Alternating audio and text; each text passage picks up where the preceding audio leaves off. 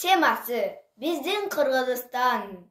Автору Арзбек Токоев, аткарган Райымжанова Мадина. Кыргыз жерим кең тоолордун мекени. Тоо башы, кар, арча, кайың этеги.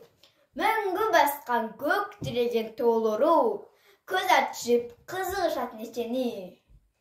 Көктөм көз арттырган, чет элдиктер суктанган, суктанаарлык жерибиз кен, байлык, башка кызыккан. Аскалары көк асманды тиреген, чокулар ак булутту жүреген. Тоо башынан нуру чачып чыккан күн, тоо артына барып анан түнөгүн. Көз уялткан көркөм коо жайытың, тоо койнунан орун алган айылым. Тоо ала тоолор ак калпакка окшогон.